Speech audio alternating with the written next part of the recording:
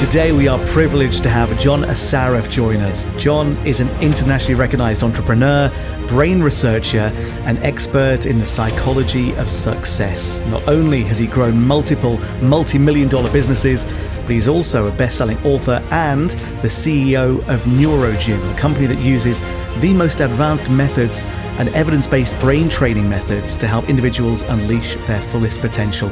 John, thank you so much for joining us today. Great to be on. Well, could we start by asking you what initially drew you into the field of brain research and neurodevelopment? I was fascinated with what we were discovering about the human brain, and specifically, I had a lot of limiting beliefs. I felt like I wasn't smart enough. I felt like I was inadequate when I was a kid because I failed English and failed math. I left high school at grade 11. And so I just felt like I wasn't supposed to succeed because I was told if you didn't have a proper education, you probably weren't going to do well in life. And I ended up meeting this one man who really understood the power, of the mind. And he was a Napoleon Hill student of the book Think and Grow Rich. And so he started to teach me the power of self-talk, the power of visualization, the power of developing the beliefs and the identity to achieve goals versus believing in my current beliefs and believing in what I thought I should achieve, or not achieve because of my scholastic, background and education. And so I got a healthy dose of, what the human brain is capable of at a very, very young age. And because it helped transform my life, I've studied it now for 44 years. Wow. I'm sure you've got many insights, which we can maybe dive into as we get into this. What was the inspiration, though, behind you founding NeuroGym, and how does that reflect maybe on your personal mission now? I've been somebody who's exercised, most of my life to stay in really good physical shape and to have, energy and vitality and to look good and feel good. But I also was doing a lot of inner work, and I was looking to, stay calm, reduce stress, have more confidence, have more certainty, have more personal power, tap into my fullest potential. And one of the things that I realized during my journey is there were a lot of people that knew what they should do. Like a lot of people know they should exercise and eat well and sleep well, but they don't do it. And a lot of people know how they can make more money. And a lot of people know what they can do to have a better relationship. And a lot of people know a lot of stuff. But why weren't we doing what we knew we should be doing? Why weren't we doing, what we already knew how to do? And so I got fascinated with the neuroscience side of us. And I realized that the inner game determines the outer game. And I coined, these terms, neuromuscles and innercise, for my own, ease of understanding. And I realized that our self-image was either, strong or weak. Our self-image was either constructive, building us up, or it could be destructive, tearing us down. I also realized that we have empowering beliefs, but we also have disempowering beliefs, and some of them are negative and some of them are downright lies. And so I started to innercise a lot, to train my own brain. And then I started to train my students' brains, people that were following my work, that read my books or saw me in one of my movies that I was in. And they started to achieve the same results. And in essence, we were training their brains. So just like, you go to the gym maybe to train your body and cardiovascular system, I was helping people rewire their brain, strengthen their neuromuscles so that they felt confident, certain, unstoppable. And they started achieving their goals and dreams as fast as I was. And so I knew that there was something to brain training. And that's why I started NeuroGym. That's why I wrote my best-selling book, Innercise, is to give people the brain exercises, so to speak, to train the different aspects of the brain, which is, $100 billion tool that most people don't know how to use. which is amazing in itself. I mean, Innercise has become, as you say, a bestseller worldwide. It's groundbreaking in terms of the content, but in terms of getting that out to an audience and getting people to buy into this, what were the steps that you took, John, to make that happen? Yeah, I had to break it down for people to be able to really understand it. So I'll give you an example. When I ask anybody, how important is your self-talk to yourself? Whether you say, I'm good enough to achieve this, or I'm not good enough to achieve this. When you say, I'm too young, or I'm too old. When you say, I don't know how to do this, you're giving your brain an instruction, and your brain follows through with whatever self-talk you're using on yourself. So self-talk matters. Self-talk creates thoughts that are consistent with the self-talk. So if I'm negatively, talking to myself on an ongoing basis, is it any wonder that the majority of my thoughts will be negative? And if the majority of thoughts are negative, which, by the way, on a statistical basis, 80% of the average person's thoughts in a day are negative. And we have 6,200 thoughts as of the latest research last year. And so if we have 5,000 negative thoughts a day on average, and we repeat those thoughts 90% of each day, day after day after day, the majority of our population is negative, is disempowering themselves. So negative self-talk creates negative or disempowering emotions. Negative or disempowering emotions create behaviors that we don't want. So when we talk negatively to ourselves, we feel the negative aspects of what we're saying, and then we behave in those ways. And we wonder why we're not achieving goals. So I started to understand that self-talk has a direct correlation to how I feel. How I feel has a direct correlation to what I do or don't do.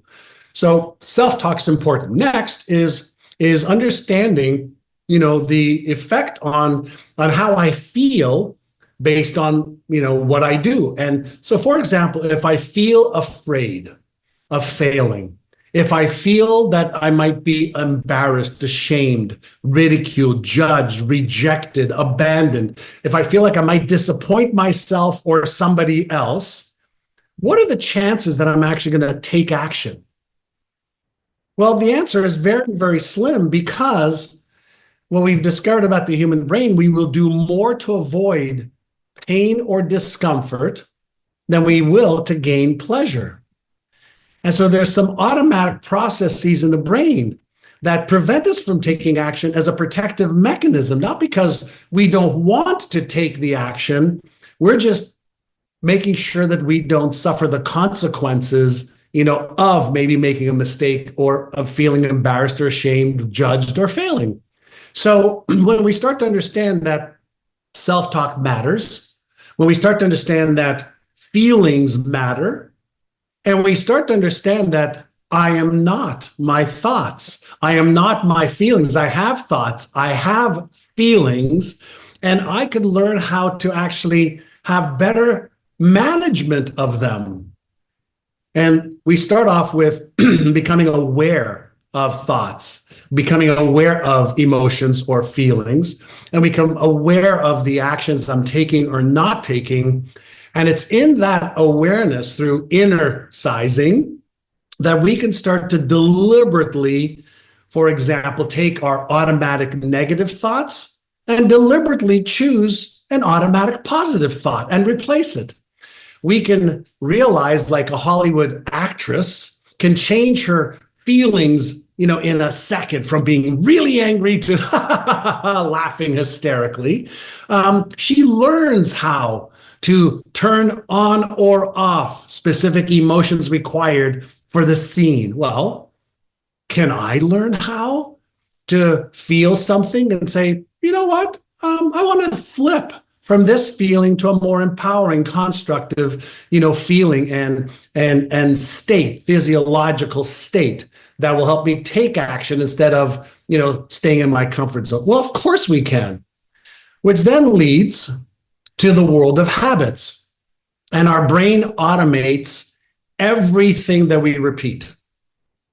So if we repeat thoughts that are negative, it automates it. If we repeat emotions that are negative, it automates it. If we repeat, being a procrastinator or a self-saboteur, it just automates it in the form of a habit. So then we have to deliberately say, okay, a habit is nothing more than a reinforced loop to conserve energy for the brain. Can I deactivate or atrophy a habit pattern that may be not serving me, and deliberately now, using the latest in neuroscience, right, create and reinforce a new, powerful, empowering, constructive habit that will help me achieve my health, wealth, relationships, career, business goals? And the answer is absolutely.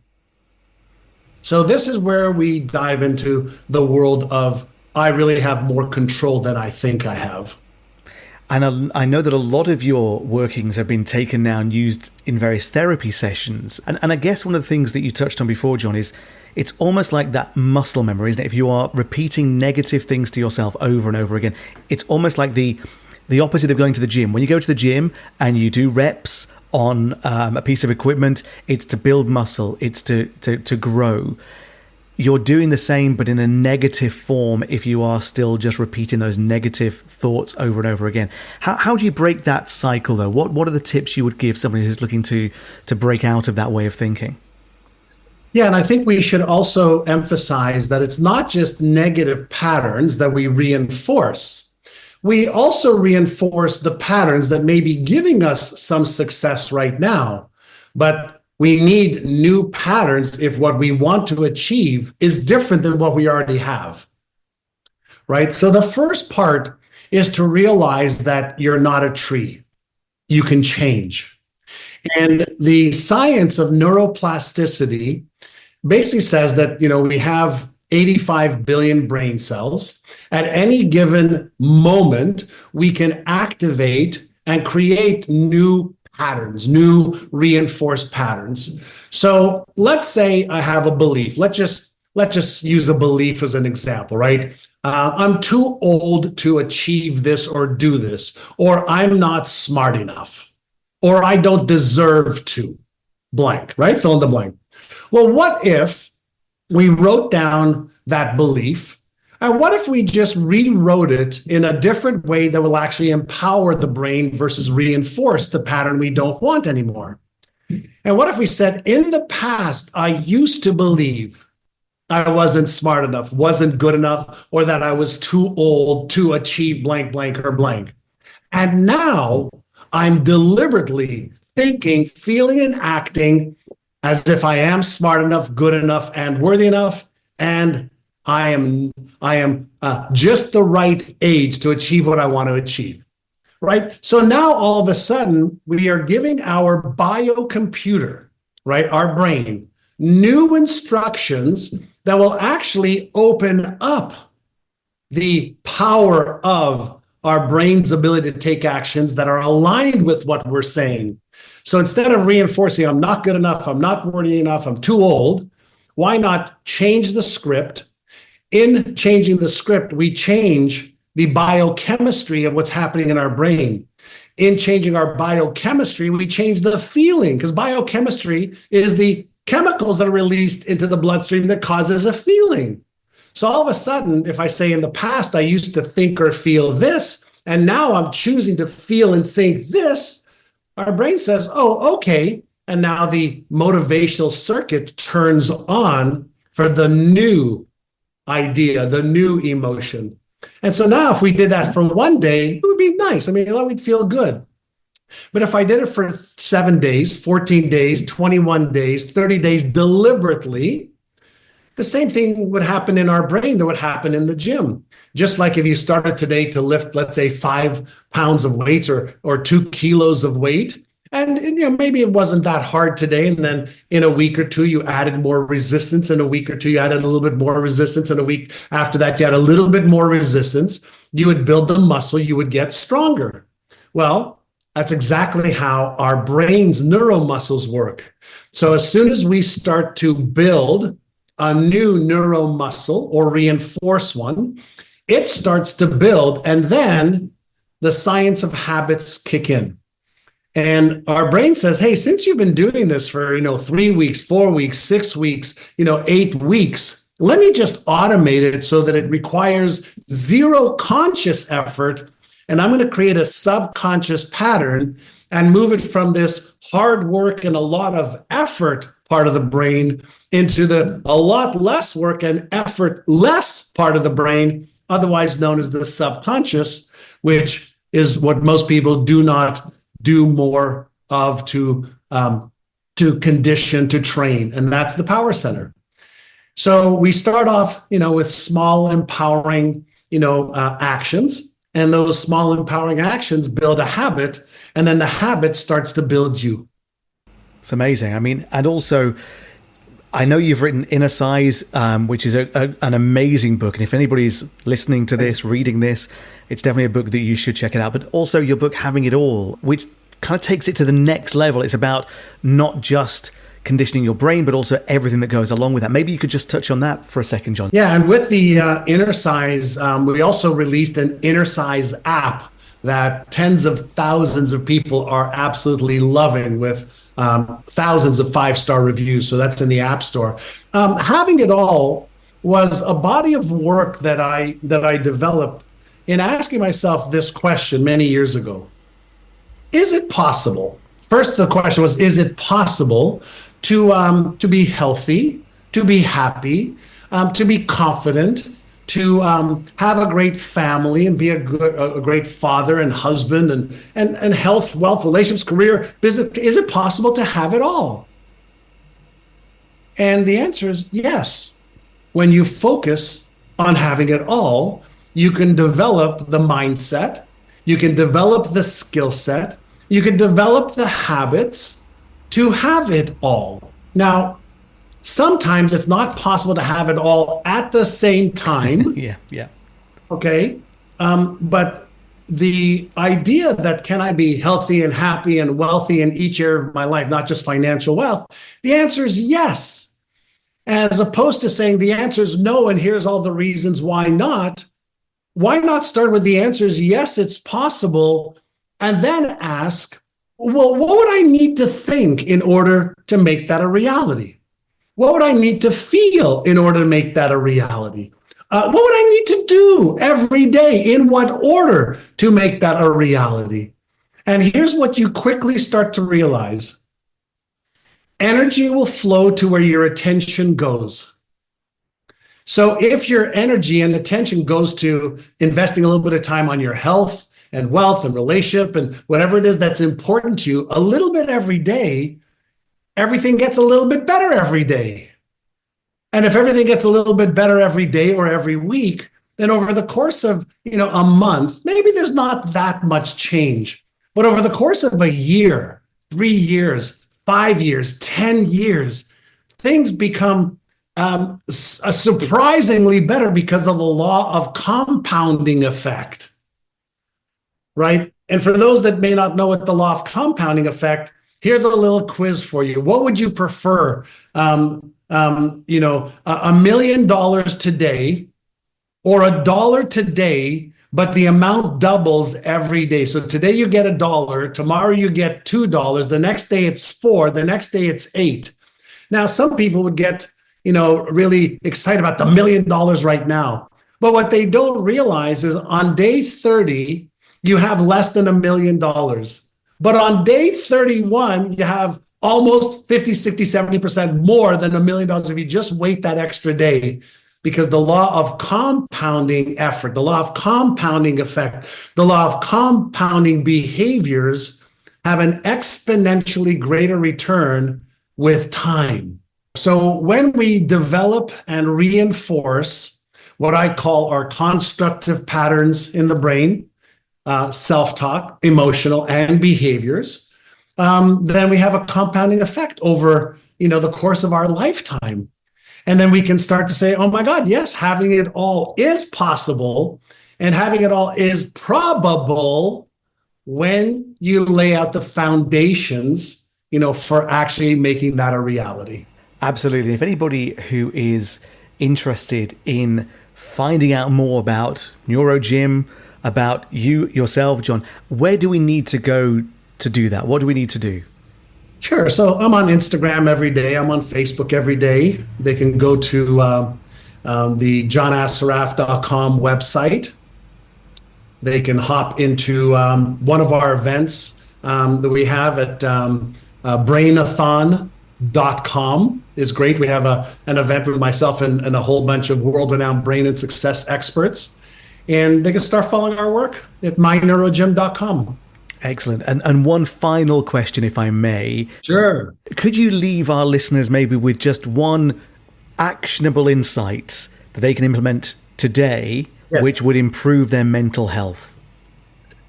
Yeah, I'm going to give you two things that I want everybody to do. Number one is I want you to write out a vision for your life that would really excite you around health, wealth, relationships, career, business. Write that out. And then I want you to write out some goals of things you are going to do, things you want to achieve in the next 30 days, and then create a little plan of what you're going to do every day to move closer towards those goals. So that's part one. So we're going to get a vision, some goals, and some action plans. But part two, for your mental fitness, what I want you to do is take 3 minutes every morning. First minute, come up with as many things as you are grateful for, that you are grateful for. It could be, I'm grateful for breathing.